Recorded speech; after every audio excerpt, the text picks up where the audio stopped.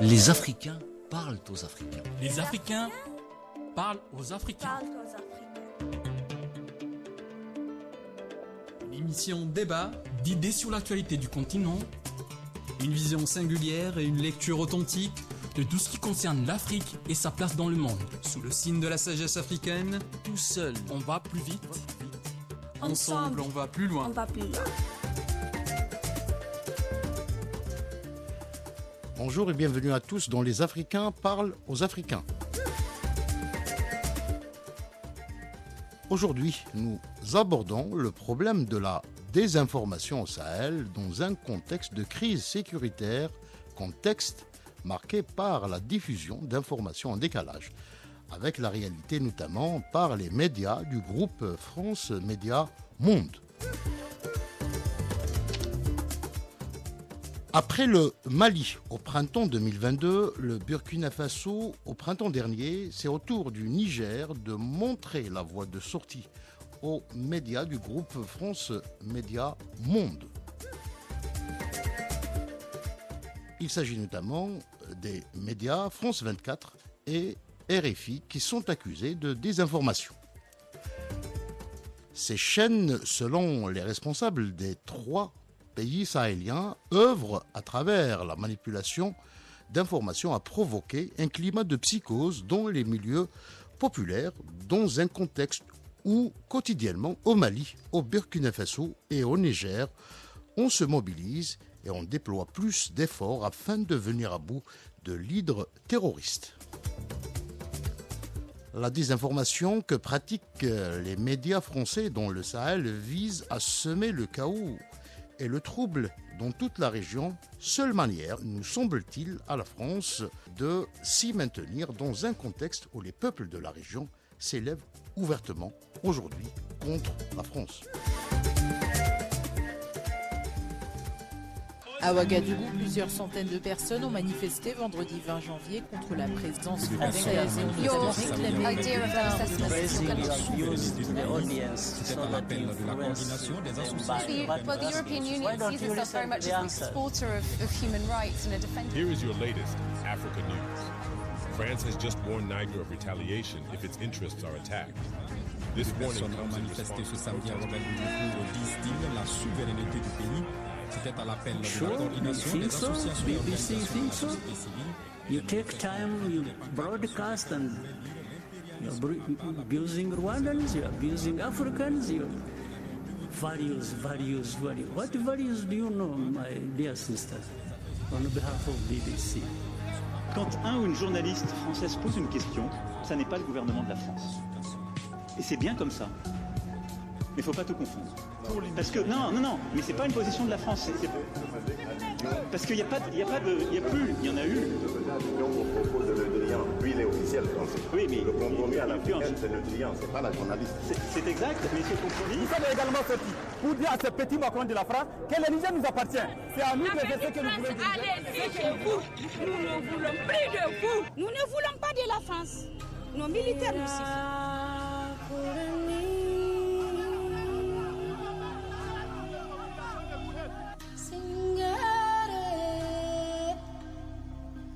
Nous avons connu que la loi n'était jamais la même, selon qu'il s'agissait d'un blanc ou d'un noir. Qui oubliera les fusillades, les cachons furent brutalement jetés, ceux qui ne voulaient plus se soumettre au régime d'injustice, d'oppression et d'exploitation. Un droit ne se négocie pas, il s'arrache.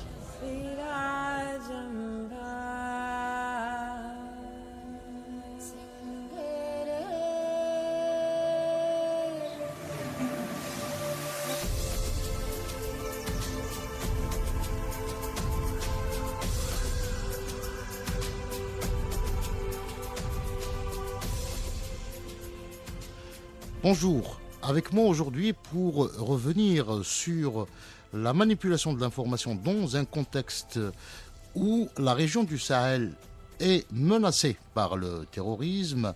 Avec moi, Moustapha Mohamed. Moustapha, bonjour. Bonjour. Et Idi Ali Ayouba, bonjour. Bonjour, merci de m'avoir invité sur le plateau d'Africa FM, la voix africaine. Alors, avant d'aborder notre problématique d'aujourd'hui, je vous invite tout d'abord à écouter cette correspondance de Burkina Faso, signée par la correspondante d'Ifriqiya FM. Les dangers de la désinformation en situation de crise terroriste sont nombreux et peuvent avoir des conséquences graves sur plusieurs niveaux. La panique et la confusion en tête avec leur lot de dégâts et de retards. Des informations inexactes ou exagérées sur la nature de la crise, les risques pour la sécurité publique ou des mesures d'urgence peuvent provoquer des comportements imprudents et irrationnels. La désinformation peut être donc une raison évoquée par certains gouvernements pour justifier la suspension de médias. Au Burkina Faso, respectivement en décembre 2022 et en mars 2023, RFI et France 24 ont été suspendus et ne sont toujours pas rétablis. Des suspensions survenues à la suite de la prise de pouvoir du capitaine Ibrahim Traoré. Radio France Internationale est accusée d'avoir diffusé de fausses informations. Le gouvernement burkinabé reproche à son tour à France 24 la diffusion d'une interview du chef d'Al-Qaïda au Maghreb islamique. Le pouvoir de Ouagadougou est en guerre, non pas contre les médias européens, il faut le signaler, mais contre la désinformation générale.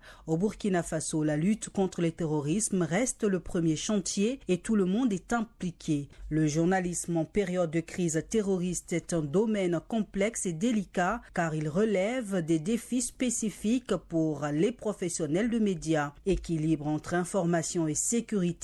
Les journalistes doivent équilibrer leur devoir de rapporteur des faits avec la nécessité de ne pas divulguer d'informations sensibles ou potentiellement dangereuses qui pourraient aider les terroristes ou dégrader des opérations de sécurité. La diffusion délibérée et trompeuse d'informations fausses ou inexactes dans le but de tromper ou de manipuler le public, influencer l'opinion publique, discréditer des personnes ou des groupes et même nuire à la démocratie et à la stabilité sociale sont punissables et pas qu'au Burkina Faso. Mariam Savadogo, Ouagadougou pour Ifriqiya FM. Voilà, Sidi, la correspondante d'Ifriqiya FM à Ouagadougou, affirme que le gouvernement du Burkina Faso ne mène pas une guerre contre les médias occidentaux, mais contre la désinformation. Donc elle explique ainsi la suspension des médias, notamment de France 24 et de RFI. Mustapha. Effectivement, tout à fait logique parce que si les médias relatent les faits qui n'ont pas justement, qui reflètent pas justement les réalités du terrain, on va justement toujours réagir de cette façon. Je crois que le Burkina aussi a réagi de façon légitime en fait. Et il faut comprendre quelque chose, la désinformation ou encore les fake news est aujourd'hui une des menaces majeures pour les continents africains et souvent sous-estimée par nos sociétés. Et donc, de plus en plus, ces désinformations sont fréquentes et difficiles à repérer, surtout avec les phénomènes des réseaux sociaux, donc où on ne maîtrise pas vraiment les contenus. Et surtout encore pour protéger nos populations qui ne savent pas justement d'où vient cette information, parce qu'il y a les problèmes d'abord des sources dans un premier temps et en plus est-ce que c'est vrai ou pas, la vérification, et là c'est très important. Et donc tout État est, c'est-à-dire en position de droit de protéger, c'est-à-dire ses populations. Edi Ali Ayouba, le Niger a décidé à son tour récemment de suspendre France 24 et RFI. Qu'est-ce que vous en pensez? Effectivement, merci c'est Hassan Arab de m'avoir posé cette question.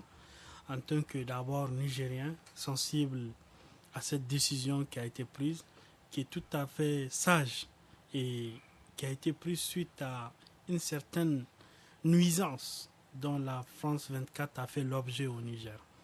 D'abord, tenant compte des circonstances, la France 24 a donné une aubaine aux sans-voix pour les donner une certaine voix nuisible à la cohésion sociale dans le pays. La France 24 a voulu soulever des Nigériens, frères et sœurs, les uns contre les autres.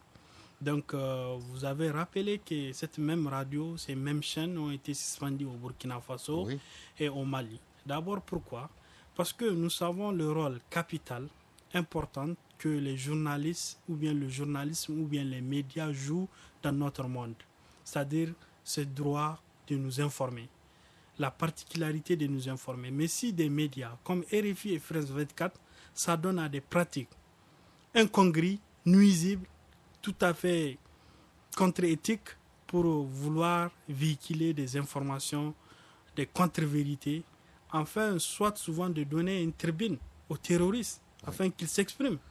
Donc l'unique objectif est de créer la psychose, la peur dans ces populations qui vaguent paisiblement vers leur vacation quotidienne. Donc je pense qu'au Burkina, ce qui a réellement motivé cela, nous avons par surprise vu un des leaders d'Al-Qaïda qui est à la télévision France 24 qui parle des forces imminentes pour créer la peur, parce que ça démoralise les troupes qui sont d'ailleurs engagées comme toutes jamais. Et d'abord les populations, ça les crée la peur, parce que quand nous savons que le terrorisme est une maladie qui contamine les esprits faibles et les entraîne dans une spirale de violence sans fin. Donc quand nous savons que ce terrorisme c'est provoqué par des malades, des gens souvent drogués qui ne savent pas quoi faire, et qu'on donne une tribune à ces mêmes terroristes de s'exprimer sur des zones d'une radio, alors on voit les dangers. Même un bébé qui est né aujourd'hui voit les dangers pour les pays, pour les populations qui se battent nuit et jour contre l'insécurité grandissante dans le Sahel, qui est d'ailleurs, d'après beaucoup de sources, ce n'est pas moi qui l'ai dit, qui est d'ailleurs sponsorisé par ces mêmes Français, par ces mêmes Européens, parce qu'on se pose toujours la question, comment est-ce que des terroristes qui vivent sur des motos, je ne sais pas, qui promènent, qui les ravitaillent, qui les donne les armes, on se pose derrière cette question, et aujourd'hui, pour les légitimer, on les donne la voix de s'exprimer face au monde entier. Voilà pourquoi ces pays ont pris conscience des dangers et des défis auxquels France 24 veut les mettre face, et ils ont censuré ces radios tout simplement en toute souveraineté. Mohamed Mustafa, les mêmes motifs sont avancés au Burkina Faso, au Mali et au Niger. C'est la manipulation des données et des informations concernant justement les activités terroristes dans la région.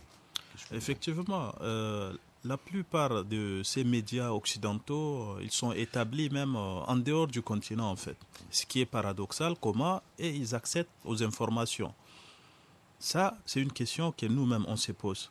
Soit ils espionnent ces États, ou soit ils ont des agents qui sont mélangés avec les autres. Et donc, quelquefois, les États, ils sont dans leur droit de protéger, c'est-à-dire leur peuple, justement. N'est-ce pas, on dit l'information, c'est le pouvoir, à l'ère de la technologie de l'information et des communications. Et donc, on ne peut pas permettre à nos populations de consommer n'importe quel type de contenu, en fait. Parce qu'on ne sait pas qu'est-ce qui se cache derrière l'intention. Ce n'est pas l'information, mais l'intention qui est cachée derrière ces contenus-là.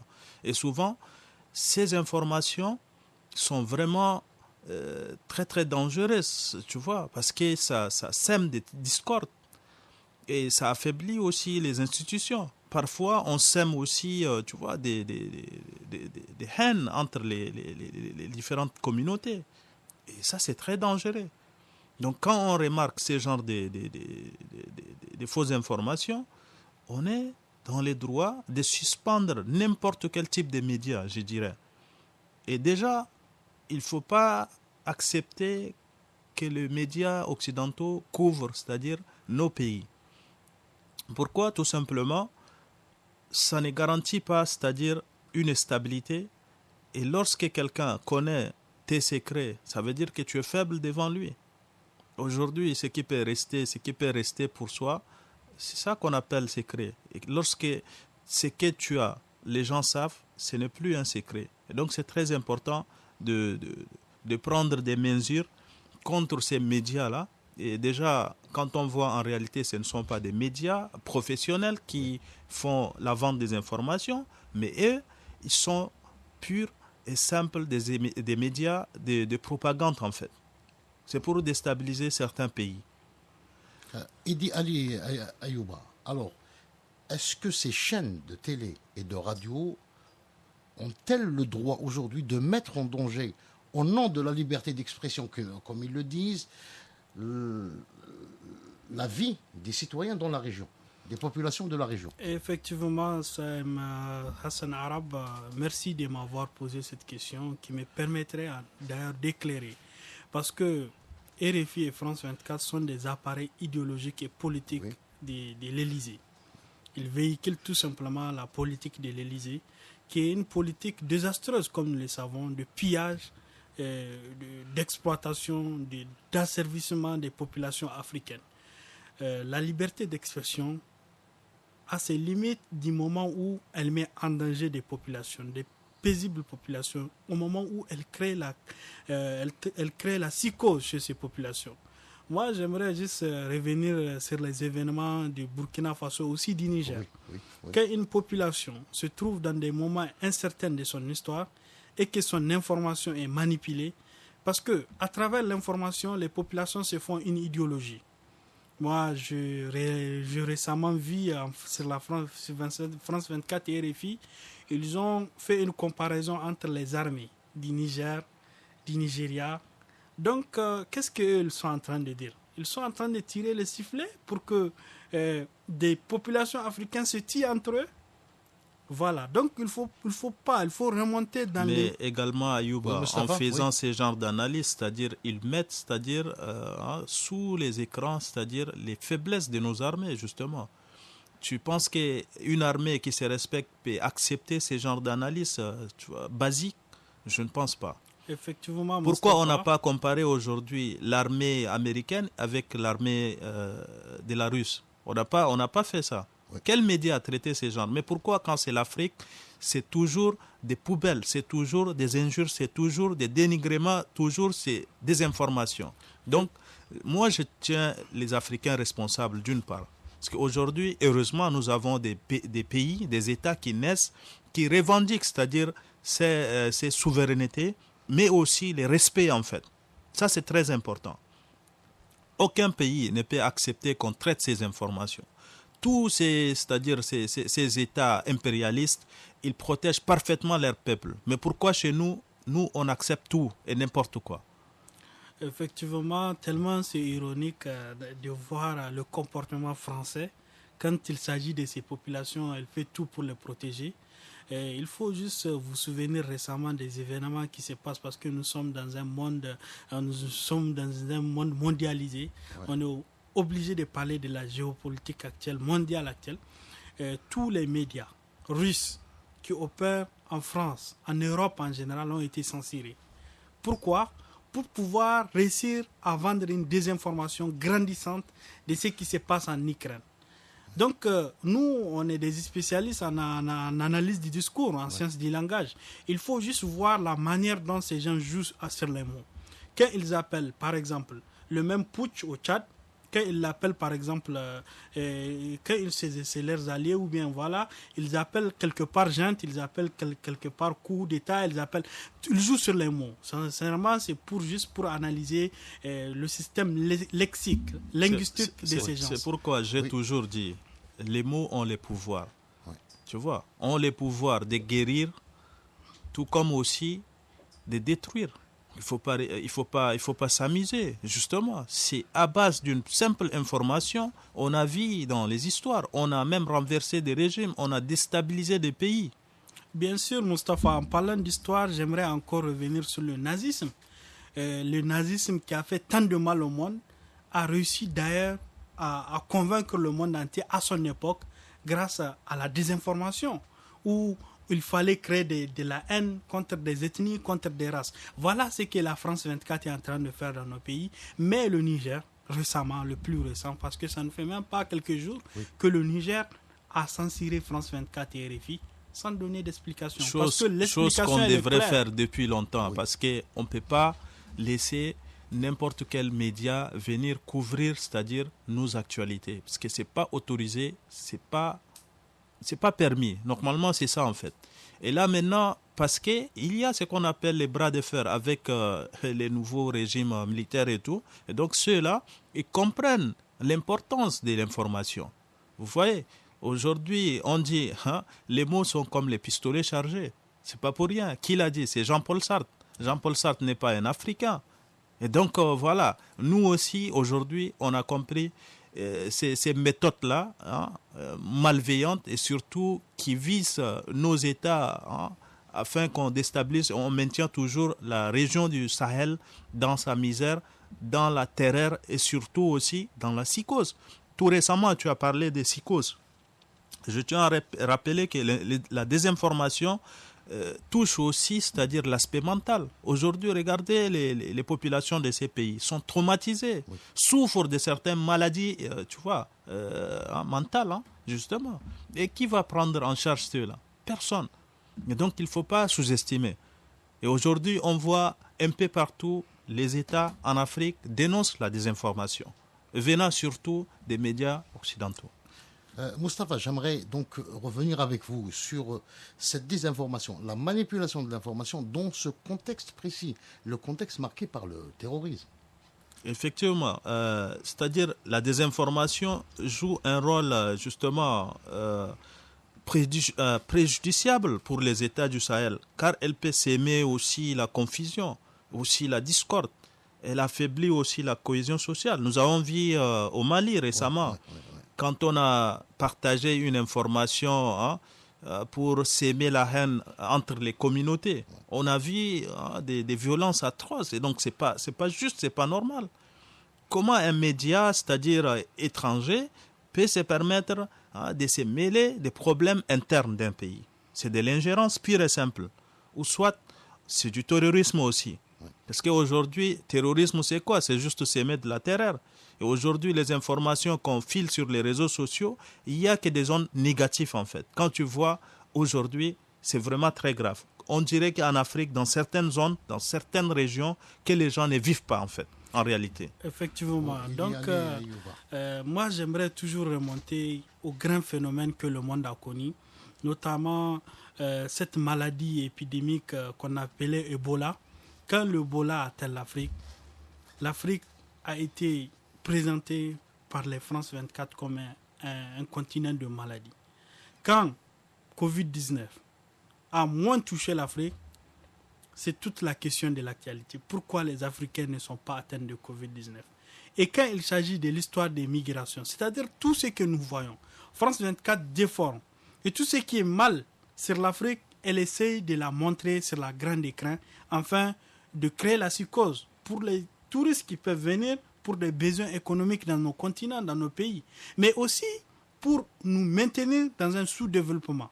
Parce que le sous-développement, c'est aussi en créant la psychose quand tu ne vis pas en paix. Lui, il parle des problèmes psychologiques, des problèmes mentaux provoqués par cette peur qui est née. Même là où il n'y a pas le terrorisme, je me souviens récemment, avant même, parce que tu as dit, c'est assez direct, on devrait les censurer depuis. Je me souviens une fois avoir vu l'information sur France 24 où le Niger a été mis en rouge dans sa totalité pour dire que c'est une zone interdite, une zone terroriste. Il faut juste voir l'information crédible. On ne peut jamais la trouver sur France 24 parce qu'elle dit les choses, mais à moitié ou de manière sélective. Et c'est contre la déontologie des médias indépendants, des médias qui se respectent. Mais tout à fait raison. Si nous avons tous convergé à l'idée selon laquelle la France 24 et RFI est une média plus politique qu'idéologie française, alors la vérité, tout est dévoilé. Les murs sont tombés. On voit clairement la réalité, que c'est des médias qui visent à véhiculer la politique française, et cette politique française qui est anti-africaine, qui est anti-développement africain, qui est terroriste, qui est microbe et malade. Dernier mot avec vous. Effectivement, ces médias occidentaux, moi je vais te dire, la désinformation, c'est leur fond de commerce. Ils vivent que des partages des fausses informations, rien d'autre. Et donc il faut les censurer, il ne faut pas permettre justement, dans un contexte surtout sécuritaire, l'Afrique actuellement vit une situation très très délicate où les Africains veulent prendre, c'est-à-dire les destins de l'Afrique en main. Et donc, il faut que les informations soient données par nos médias nationaux. Ce sera le mot de la fin de cette émission. Je tiens à vous remercier vivement, Mohamed Mustafa et Idi Ali Ayouba, d'avoir participé à cette émission. Je remercie et vivement Ahmed Dadou d'avoir réalisé cette émission. À la barre technique, Linda.